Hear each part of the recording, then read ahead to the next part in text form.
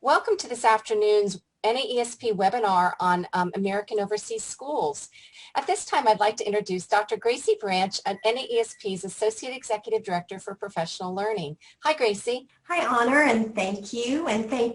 We want to thank everybody for being here today. We are really excited to learn more about the overseas schools, and I want to introduce you to our two distinguished principals, speakers this afternoon. Serves as the Director of the Office of Overseas Schools in the U.S. Department of State. He joined the office in 2013 and was assigned as the Regional Educational Officer for Eastern Europe, Russia, and South Central Asia. He has also served as the RO for a portion of the Western Hemisphere, Central America, and the Caribbean. And in addition, he has served as the REO for Africa before his appointment as Director of the Office in 2018. Before joining the Office of Overseas Schools, Mr. Shear served as Superintendent of the American International School of Lagos, Nigeria, and President of the Executive Board of the Association of International Schools of Africa. So obviously, Tom, very well traveled and very well suited for this position. Our next speaker that I'd like to introduce to you is Dr. Branch. He joined Associate in August 2017 as a senior consultant focused on director and head of school and superintendent searches. In August of 2018, he assumed the leadership role of the new Director of Consulting Services position, while search associates conducted a worldwide search for the permanent Director of Consulting Services.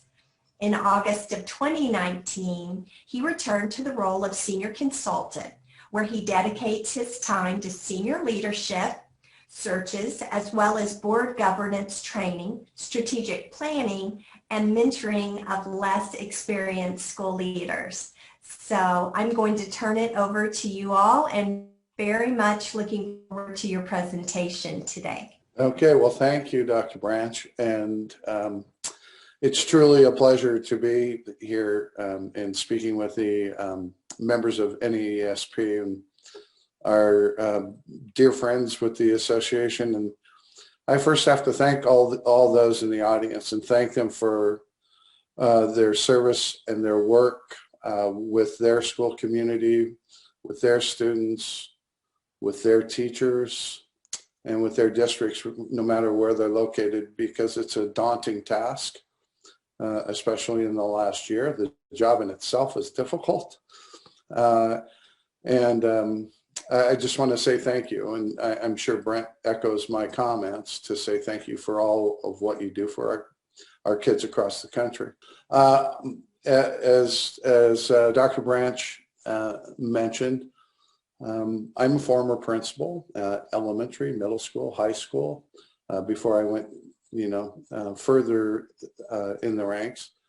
But I work for the Office of Overseas Schools within the State Department. We're not affiliated to the Department of State. We are focused on the international schools that serve our diplomatic communities abroad. So that, as you'll probably hear from Brent, there are thousands of international schools around the world. But the U.S. government is particularly interested in the American international schools, or the American schools of, whether it's the American school in Shanghai or the American school in Johannesburg or the American school in Paris or the American school in Ethiopia.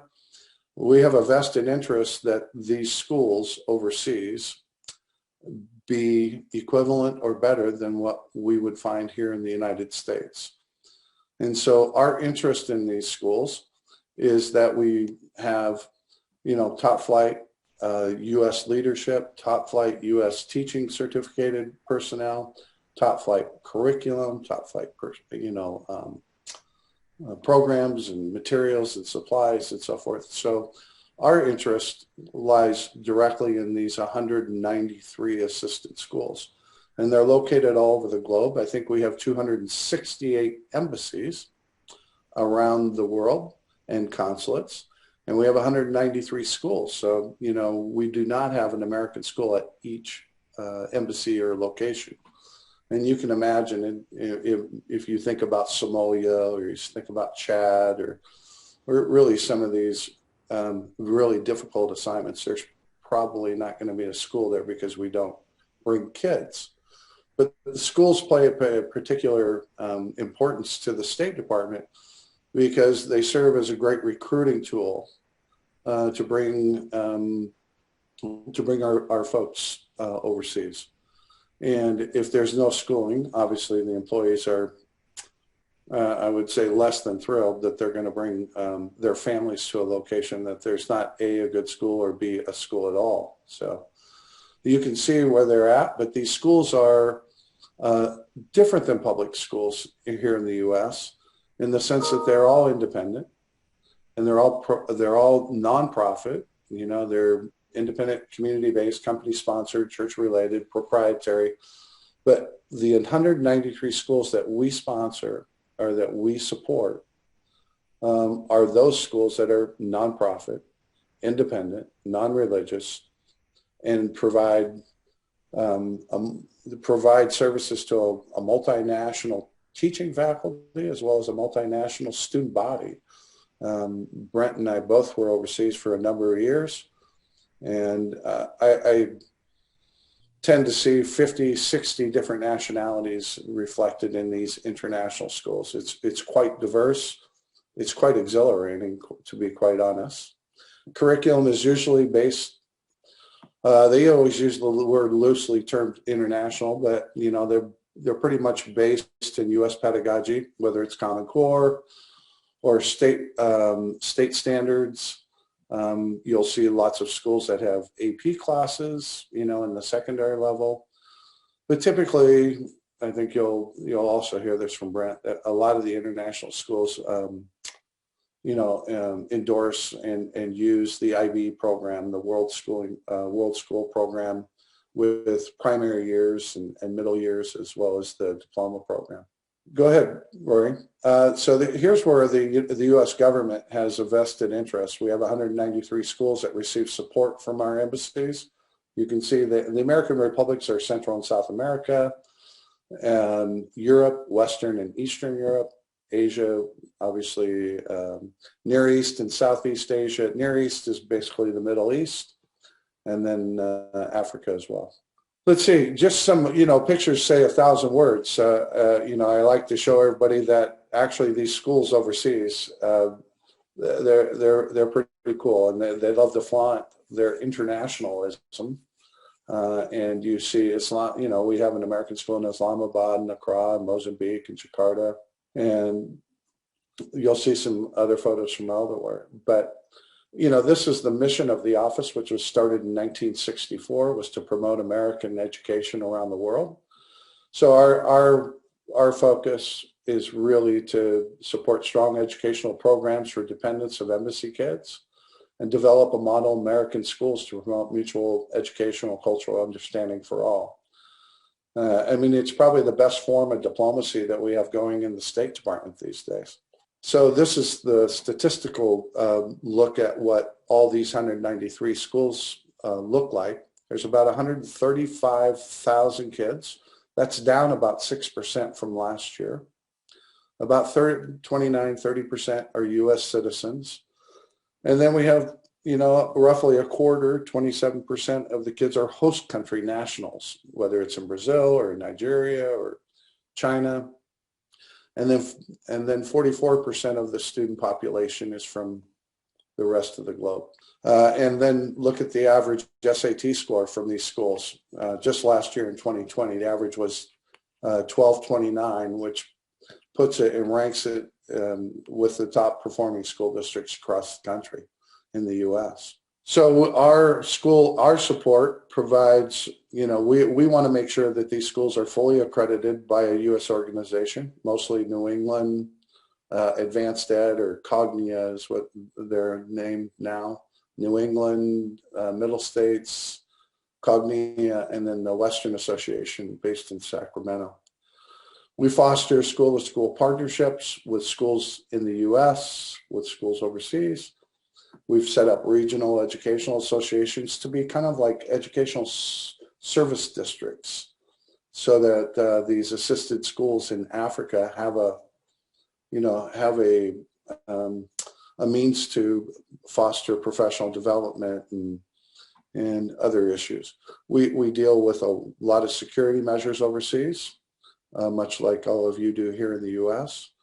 I think I told Brent last week that I think we've invested about $125 million in security upgrades in schools since 2003. And, it's needed and it's warranted, and it's helpful to all the schools. And then we provide grants and assistance. When you're the assisted school, when you're the American school assisted by the U.S. Embassy and the State Department, you receive, financial grants, security upgrades. You receive assistance with shipping and goods. You receive help with visas. You receive help with political dialogues with the host country. So, I mean, it really means a lot. And we consider the assisted schools to be the gold standard of international schools around the world. Here's an example of a school graduating in the Cairo American School, and they graduate at the pyramids. That's a pretty special moment for faculty, administrators, and kids. I mean, we all revel in their joy, right? Keep going, Rory. Here's some more pictures. The American School in Dakar and Addis. There's the American School in Vienna, Asuncion, Reykjavik, St. Stephen's in Rome. Here's the Brandenburg International School in Berlin. So you can see the pictures. Teaching is teaching, leadership is leadership around the world, but the international school community has some unique features to it that are different than a domestic assignment. And so we're hopeful that some of you may be interested, or at least have questions about being involved or being interested in serving overseas. And I think the question that comes up now is that if there's any questions that are coming through the chat, we can, before I hand it off to Brent, I'd like to address them. Rory, are you there? Yeah, no, I'm looking, and I'm Tom. I'm looking at the questions in the chat box that are starting to come in right now. How long is the term of commitment? What are schools looking for in leaders? How do you begin the process of finding schools and vacancies? And as openings are typically listed through specific, are they listed through specific international schools, or do they list primarily through agencies? Is there a fee to apply? How do you go about selecting a particular region? I mean, a number of just excellent questions, I think, which really set the stage for our being able to move into really starting to talk a little bit about, first of all, what is it that schools are looking for in terms of candidates, and what are the nature of the selection criteria? And then I see there's a question here: is having your own school-age children a barrier to be considered for opportunities? And the answer to that is absolutely not. And how does retirement work for overseas schools if you have years already in the state system? We'll really, I think, begin to speak to all of these excellent questions. So, Rory, if we might, let's just make the move to the next. First of all, in terms of taking a look at what is it that schools overseas are looking for when they begin the process of launching a search for whether it be a principal position, maybe a deputy head of school or superintendent position. Generally they're looking for a combination of both professional preparation as well as professional experience. And, you're often looking at a minimum of a master's degree in educational leadership, and a minimum of 2 years of administrative experience. But clearly, depending on certain positions, they're going to be looking for far more of that, far more experience, and sometimes far more professional preparation as well. Many of our international schools are looking for previous successful experience, and they're looking to see to what degree do you have, a progression that reflects a successful tenure as a successful teacher, potential principal, successful principal, and have been, particularly when we're talking about either a head of school, director, or a superintendent search, to what degree have you had successful experience in that role within the United States prior to making the transition into the international school community. Often, certification and licensure is also important because there are some countries in which they literally are unable to successfully get you a work visa in the absence of your demonstrating that you have the professional qualifications. And so we often encourage stateside administrators to ensure that they keep their professional license, certificate, credential, whatever it might be called, in the state in which it has been issued to you, that you keep that current and that you keep it active. And then some regions have age restrictions based on resident visas and work permits. I'm doing a search right now for a founding head of school in Wuhan, of all places, Wuhan, China. And they have a restriction on age specific to 60. They could not secure a work visa for anyone who was older than 60. So right now this search is really ideally focused on candidates who are 55 and younger, because the school is ideally looking at a tenure of 5 years in duration. The initial contract will be for a period of 3 years, but anticipating that people may in fact stay, for a longer period of time, and that's what they would want ideally. You'd want people to assume a leadership role with kind of a timeline in mind of looking at really a 5 to 7 year tenure ideally. Rory, moving on to the next slide. So, what are those qualities that have really contributed to success of people who are in leadership roles within the international school community? As would be looked for, in a search in the US, looking specifically towards candidates who have excellent professional experience, who clearly have a combination of both competence and confidence. The ability to be flexible and adaptable is really critical within the international school environment, because much as we've learned here in the last 12 months specific to COVID, often you can be working in an environment where it seems like the goalposts are always moving and shifting. And you have to, if you're in a leadership role, you have to be able to adapt and to be flexible depending on, the conditions and what's happening within that international school environment.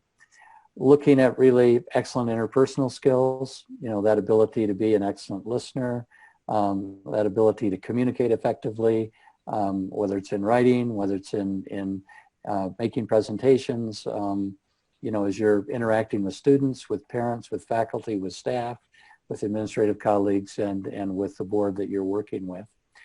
If you're in, let's say, that head of school or superintendent role. Collaborative leadership style, and then also bringing really a sense of humor and sense of adventure. Let me just move to a couple of the questions that are being asked in the chat box right now.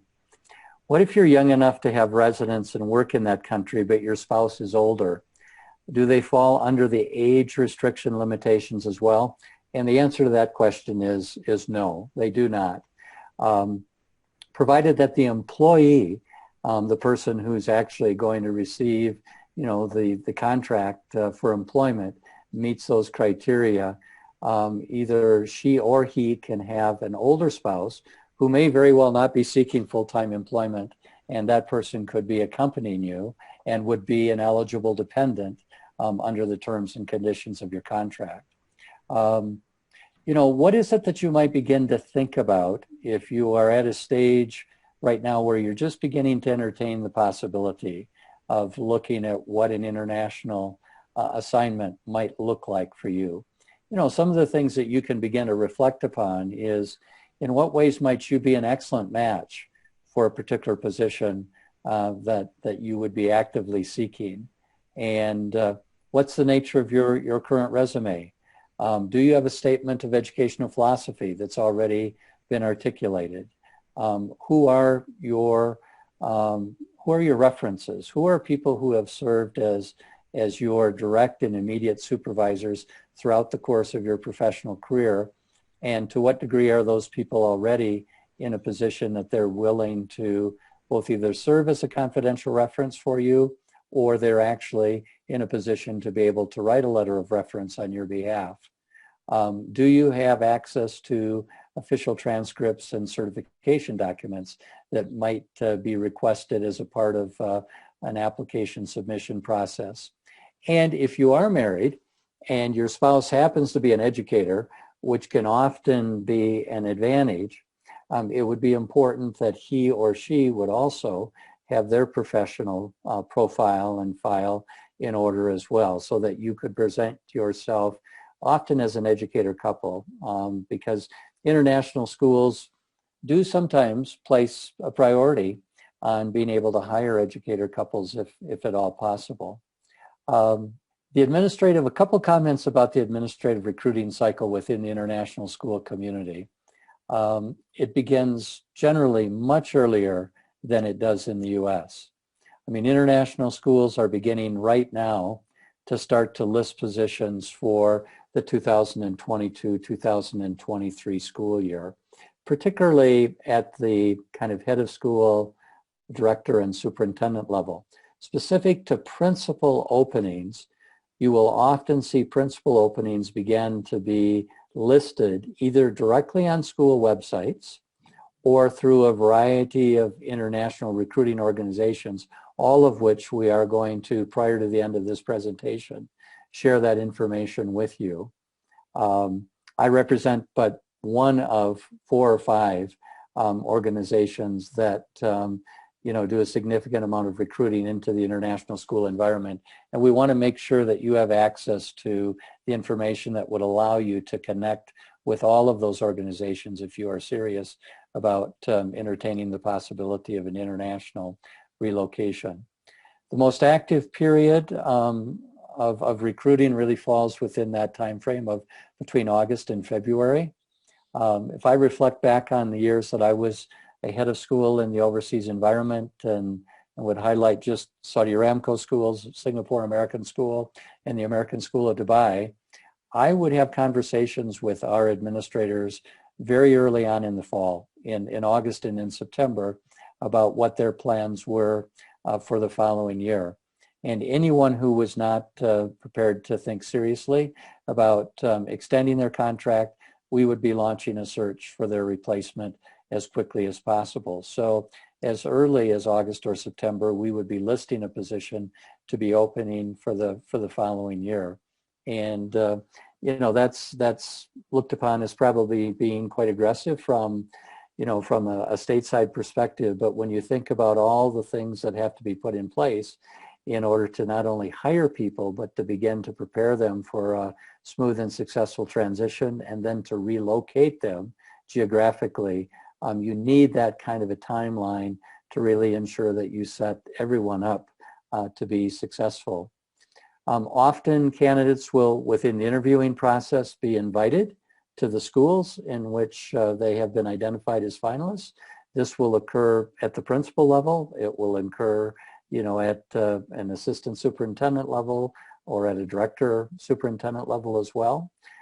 Directors and superintendents are generally in the international school community hired directly by the boards, and then principals and all other leadership roles are generally hired by the superintendent, the head of school, or the director, depending on what the title might be in that particular school environment.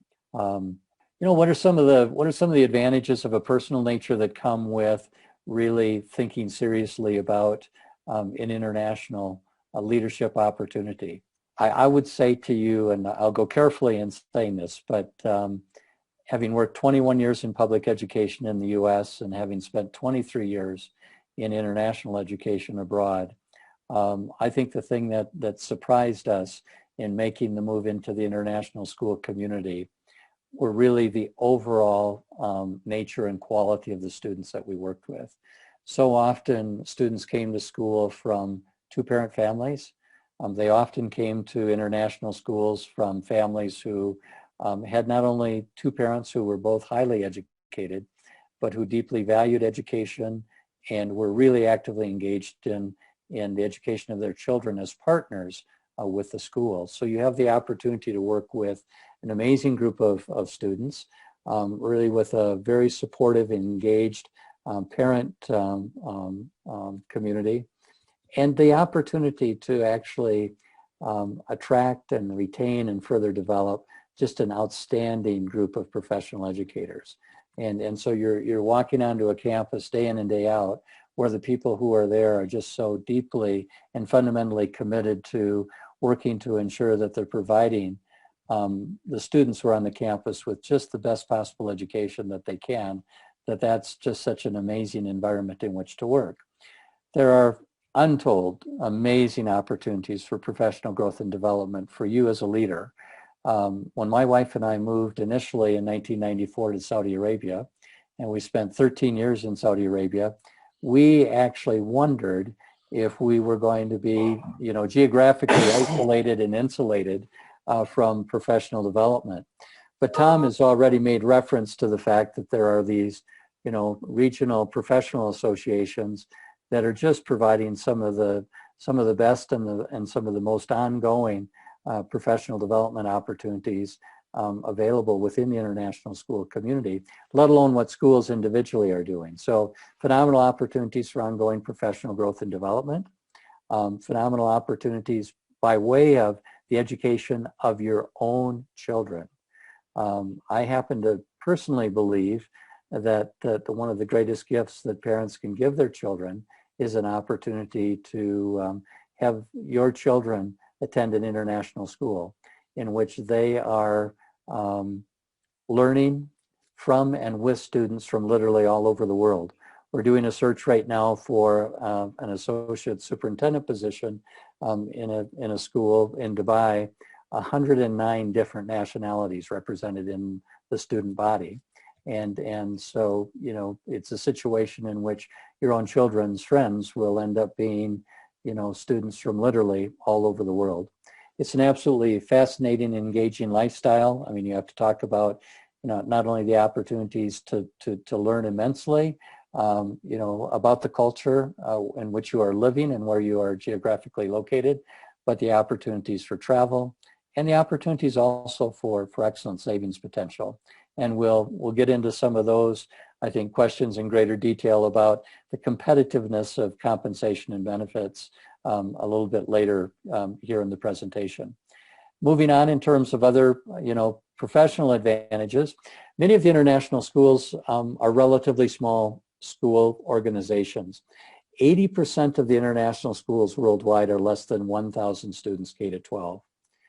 We would, from a stateside perspective, look at these schools and quite frankly see them as being relatively small. But size gives you an opportunity to really get to know people well and to really also have what I think are a significant level of impact relatively quickly.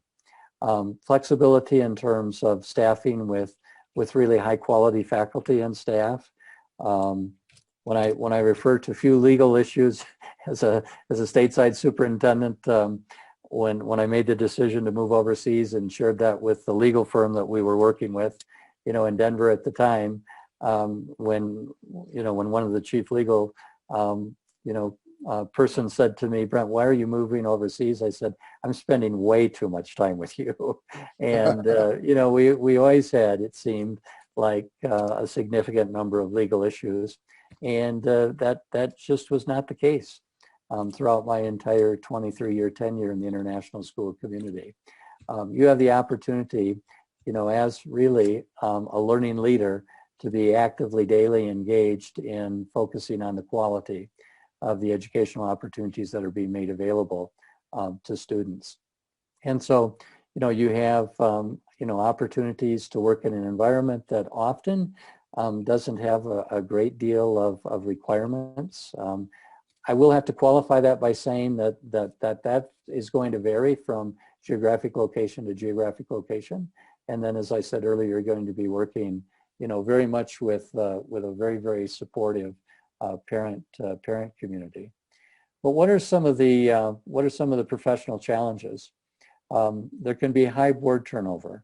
There can be within the international school community a great deal of turnover in your student population and in your parent population. Tom has referred to the fact that, he focuses specifically on those 193 schools that really serve the diplomatic community. And that is a part of that community that is turning over every 2 or 3 year period. An ambassador, a diplomatic officer, an economic officer, often their terms of tenure in a particular geographic location are only 2 or 3 years. And so a certain number of parents are needing to move as it relates to the requirements of their employment on an ongoing basis. In the years that I was at Singapore American School, and that's a student body of about 4,000 students, K to 12, we turned over about 25% of our students on an annual basis. So we could anticipate that we would have close to 1,000 new students joining us almost each and every year. And so that turnover is quite unique within the international school community, and you really need to prepare yourself for that. And you can have relatively high teacher turnover as well, and that can create both a combination, quite candidly, of challenges as well as opportunities. You're working often in very, very diverse communities. You're working with parents who literally, their own educational backgrounds can be very, very different and very unique from that of the school in which you might be working.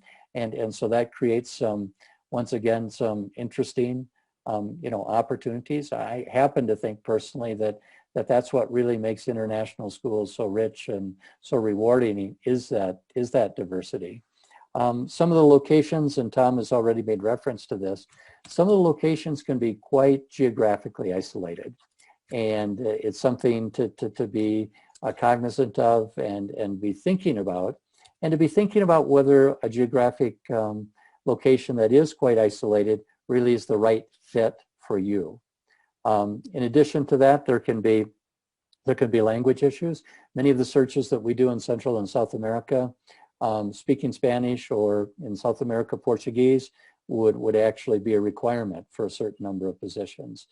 That's not true across the world, but it can be particularly true in some geographic areas, and being cognizant and aware of what might be those language expectations would be important as you do your own search. And then in addition to that, not surprisingly, you, for all practical purposes, can find yourself serving in a leadership role as being the mayor of that community in which you're working. You know everyone knows you, and when there are issues and when there are challenges and when there are problems, people are going to be coming seeking you out. And so I think understanding that the international school community has that dynamic, and it represents a phenomenal both personal and professional opportunity as well, is extremely important. And then I'd like to just talk a little bit about, some of those characteristics of overseas schools. They really become the focal point of the international community.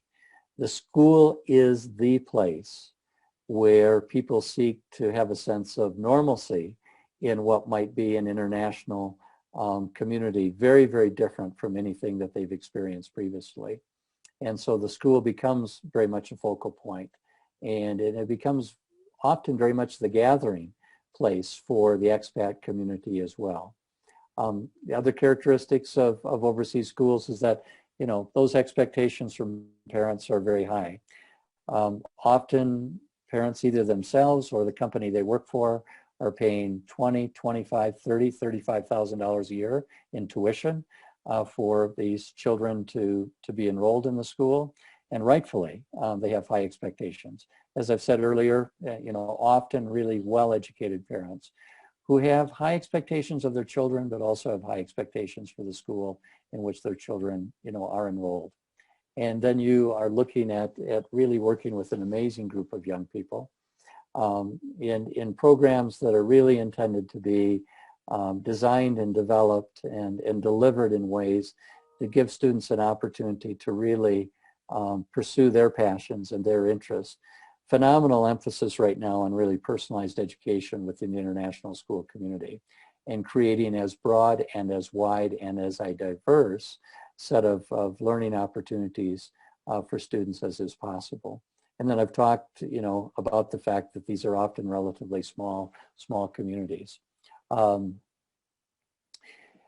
What you see the contact information here for both Tom and myself.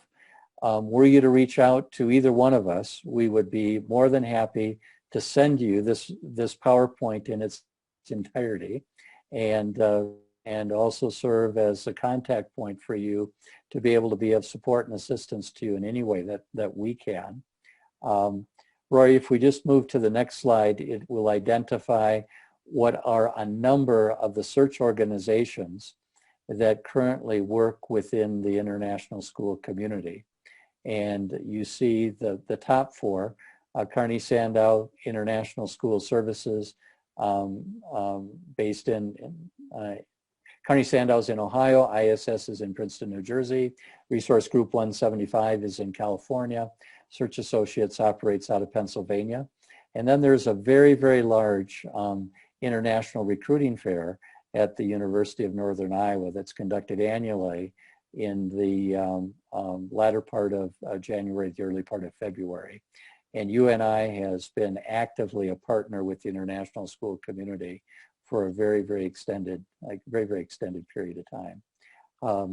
Now I think in terms of just our coming back and being able to look at questions that are in the chat box, please, Tom. Go ahead. Hey, Brett, I see a number of conversations in the chat box about benefits, and you and I both know of transitioning from domestic to overseas and how that impacts your retirement, and what is the salary benefit range. I mean, you and I both understand it depends on size of school, location, and things like that. But can you talk a little bit about the benefit? I mean, the benefits attached to it, not only salary, but medical and housing and yeah, absolutely. A typical yeah. package for a principal to sign a 2 or 3 year agreement. Yes. You will often find that, to Tom's point, there will be a combination in looking at opportunities within the international school community. There will often be a combination of both compensation and benefits that makes the opportunity to move overseas to become initially, I think, very, very attractive. In general, salaries will be, for the most part, highly competitive. And when I say to you highly competitive, what I mean by that are salary ranges certainly vary across various geographic regions around the world. And we can talk about that in just a moment. But in general, you're going to find that salaries are going to be competitive. And one of the things that you're going to qualify for once you make the move into the international school community and have established your residency outside of the United States, you will qualify for what's called the foreign earned income exclusion, and you will not pay federal income tax on the first, I think it's currently $110,000 that you earn outside of the United States. So in addition to having relatively competitive compensation packages, the benefit packages that accompany that often include the following. You would often have housing provided for you, for your spouse, and for your children. You would often have not only the housing made available to you at no cost, but often the utilities are often covered as well in the packages.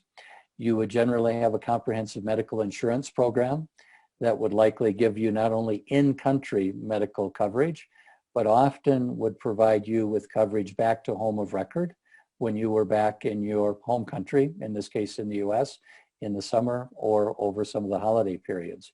You would generally also receive what would be an annual home leave allowance, which would allow you to fly back to the international airport that is closest to your home of record each summer. You generally would find yourself looking at a 4 to 6 week period of vacation, which would include generally 4 weeks in the summer, 4 to 5 weeks in the summer. Would also include the school breaks, and so would include, you know, the winter break, which could be 2 to 3 weeks, depending on the school itself, and also a spring break. In addition to that, there's generally a commitment to your ongoing professional growth and development. There can be in some of the larger schools some further benefits that are specific to maybe a transportation allowance, maybe a car allowance, or maybe they even make a car available in some schools to members of the leadership team. So when you start to take a look at, it's not just about what it is you're going to make from a salary perspective, but when you take a look at all of the other benefits that are a part of these packages, they are very, very, very competitive. If we were to try to, and Tom, please jump in on this, but if we were to speak specifically, I mean, and I should also mention that often schools will provide tuition remission for your own children to attend school as well. Yes, thank you. And that can vary from location to location. It's generally a minimum of waiver of tuition for 2 children, and sometimes for more, depending on the size of the school and how robust their benefit package might be. Right. If I were to make some really broad and general statements about geographic regions around the world, Asia generally pays very, very competitively. The Middle East pays very competitively, and generally in the Middle East doesn't have in-country taxes. So if you work, if you work on the Arabian Peninsula, if you work in Kuwait, in Saudi Arabia, in the UAE, in Qatar, in Oman, you are likely not going to be paying any taxes in those countries. Europe has very competitive salaries, but Europe also has often very, very high taxation. You are going to see probably slightly less salaries in both Central and South America and in Africa on a whole, but the cost of living itself in those geographic locations is less. I'm sometimes asked, what are the best questions to be asking? You know, when I'm first moving into this, I think a good question to always ask is, what is it that I realistically can save? Because that ends up being a question that really can create a more level playing field. And I say that because you can be paid exceptionally well in some locations, but if the cost of living is quite high, right, and every time you go out, you know, you incur considerable expenses. So, Tom, Brent, and you know this about me personally, that I was offered the opportunity to go overseas in 1992. And I had the best of both worlds, that I was given a leave of absence from my school district here in the state of Washington to be able to go overseas for 4 years and then be able to return. Have you seen any trends in terms, is that practice coming back? Are principals, have you heard of principals, you know, requesting a leave of absence from the district and it being granted, or is that a thing of the past? No, there's certainly some states that have I think you know, terms and conditions in place that allow administrators to leave, sometimes to not only leave the state, but to actually even pay into the retirement program in their absence if they're engaged in education. So exactly. That there are some places where that continues to occur, Tom. But I think I would say to you that does end up being very much the exception to the rule. And you know, I mean, I think one of the things that I would say to you, and I'll just talk very candidly about having stepped away from education in my early 40s and having not been vested in a retirement program fully, either in the state of Iowa nor in the state of Colorado. And basically, my wife was an elementary educator, and the two of us, once we made that transition to the international school community, we pretty quickly came to the conclusion we were probably not going to come back Right. to the U.S. We were going to stay overseas for an extended period of time. And we were subsequently then, in a position in which we were forced to create our own, kind of retirement program through very conscientious savings and investments. But As I was reading the chats and knowing both of us, know the overseas world, but reading your chats, I was thinking of our audience, and I hear a lot of questions from potential interested candidates, administrators who are looking overseas about transitioning away from their current assignment here domestically. And I think you and I both agree that timing is everything. I mean, it has to be right professionally. It has to be right in a personal manner. That all those factors weigh into whether you actually put your name in the hat, so to speak, to actually explore that opportunity overseas. Because, we have parents who might be, failing in health, or our kids are too young to take overseas, or they're too old, or, you never know what other circumstances are driving it. But don't you think timing plays a key role in people considering the opportunity? There's no doubt, Tom, that timing plays a huge role in people's decision-making about the potential for transition into the international school community. And I think, along those lines, specific to timing, often, parents will, and I should say administrators and parents will be asking themselves, when is the best time and when is the right time? And that ultimately ends up having to really be an individual decision. Right. I think my own personal bias, and you're a parent who took your own children overseas as well, so you can bring that perspective to the table. But the opportunity that you can give your children to have that international educational experience will in fact change them for a lifetime, and will give them a very, very different view on the world as a result of having had an international school experience. I think I don't think it's an either or scenario here.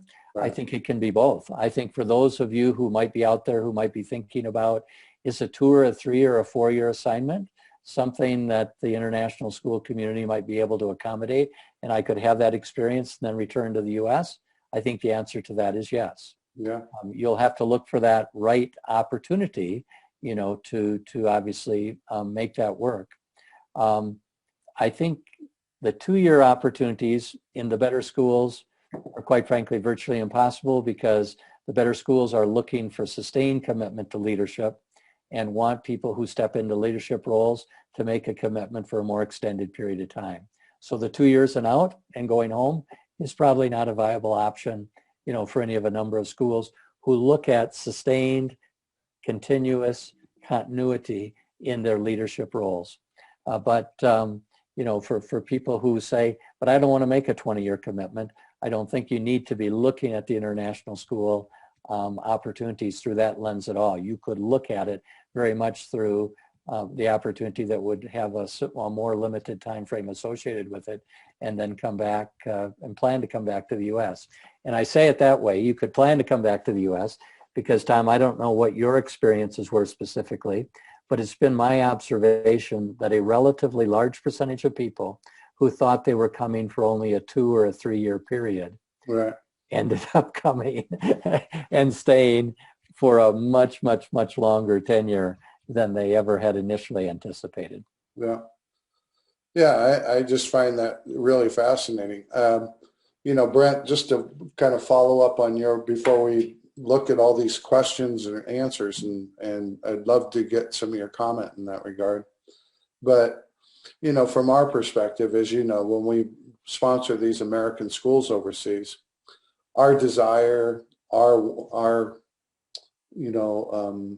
expectation and desire from our workforce and from people who are overseas, we want American leadership in American schools. And when there's a French school it's run by someone who was trained and well versed in French national education, and the same with the Brits and the Australians or the Germans or so forth. And our American schools are so valuable to our embassy and to the expat community that, you know, our desire is always to have American leadership, people who are well versed in pedagogy and you know, are able to communicate with the U.S. Embassy and understand best practices here back domestically, and they're connected in that regard. And that's always important to us, you know, that we see all those things. One of the things that I find very interesting among our colleagues in the audience is it's a big decision. You know, if you think about going overseas, that's not something that you're going to go to Paris for a week, or you're going to go to Johannesburg for a week. It's a big decision to move your family overseas. You have to give it a lot of thought. Do you concur with that? Yeah, absolutely. And I think I'd be interested, you know, to some degree, Tom, in even trying to get a sense of where people in our audience might be this afternoon relative to their own thinking about that. You know, there are some people who may have dropped into this session just to, you know, learn a little bit about the international school community. They haven't at all really seriously entertained it, and maybe aren't going to seriously entertain it.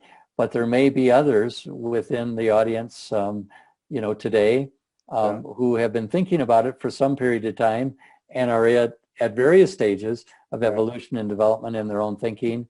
And it would be fascinating just to know where it is that our audience is right now, kind of across maybe this five-step continuum. So why don't we take a moment to ask people if they would kind of respond to this. You see you've got the survey in front of you, and if you'll just take a moment to tick the box that best reflects where you are across this continuum, and then we'll share with you the results here in just a minute. Yeah. I might want to put a plug in for our friends at NAESP. You know, Dr. Earl Franks and Dr. Branch and the whole entire staff at NAESP is such a great partner to the Department of State and the Office of Overseas Schools. And one of the things that I wanted to tell our audience is if you are a principal at one of the 193 schools, we provide a continued membership in NAESP for all our principals at the elementary middle level. High school principals are a member of NASSP, and then superintendents are members of the Association of School Administrators. And the other piece is that you know, NAESP has a conference coming up in July that you and I will be presenting. If you want to meet with us face to face, or you know, fingers crossed that everything goes according to plan in Chicago. But wanted to make sure that everybody was aware that you and I will be in Chicago as well to do this presentation again in person. And we very much, Tom, look forward to that opportunity to meet people face to face. Just to give you an overview on the results of the poll, 6% of our participants today have indicated they're not at all interested, which is great. I mean, and we understand that the international school community obviously is not going to be for everyone, but 6% not at all interested, 13% somewhat interested, 44% interested and would like to learn more, 38% very interested and have already started to consider international leadership roles.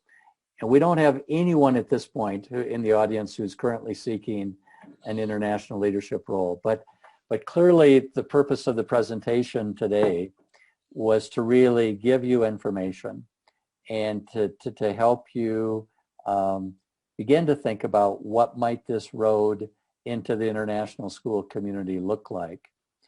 I think we'll certainly take further questions in the chat box, but Rory, if you wouldn't mind just slipping back quickly to the slide that has both Tom and my email's address on it, just so that people have a chance to, thank you, just so that people have a chance to see our email addresses. If you will reach out to either one of us we are happy to forward this entire PowerPoint presentation on to you, not only for your information, but for your own follow-up. And you should feel free to reach out to either Tom or to me, and we would be happy to begin a conversation with you to see in what way or ways we could be of support and assistance to you as you continue to think about whether an international leadership opportunity might be the right opportunity for you.